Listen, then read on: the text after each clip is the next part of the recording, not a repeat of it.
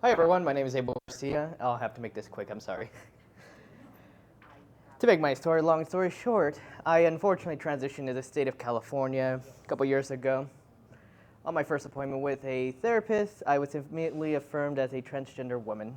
When I asked why, and I was affirmed real quick, I was told because I was a woman and she did not want to gatekeep me. Now,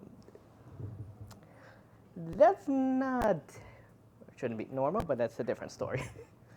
I didn't take the letter right away. Unfortunately, my father eventually found out of this, and to make that story long short, he took me to Mexico with a $100 bill and a prostitute.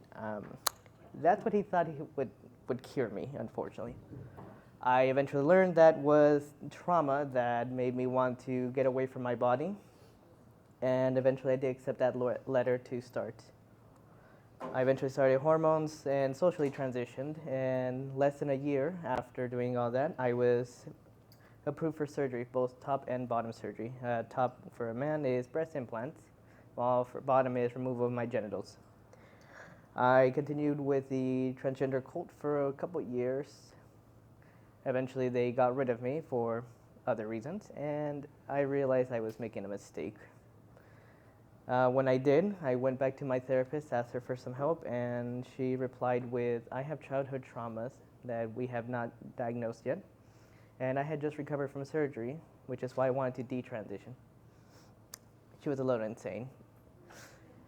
And she was also a lesbian working for the local LGBT center and was the person in charge of the transgender support group at that time.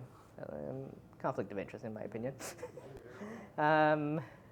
Went to a second therapist, and unfortunately, same thing. Funny part is he said I shouldn't be too cavalier with my gender identity because I don't know the harmful effects of detransitioning. Now, if y'all heard that, they brought up concern about detransitioning, but not transitioning. But maybe I'm just going a little crazy over here. But again, crazy, but had to find a new one. In that time, I battled alcoholism, which was not fun.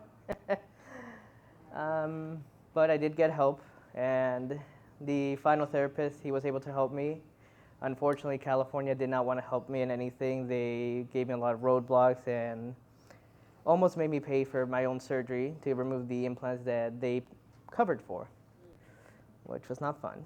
Eventually, they did cover it, and this has not been an easy road. I have luckily left the state of California for here, state of Texas.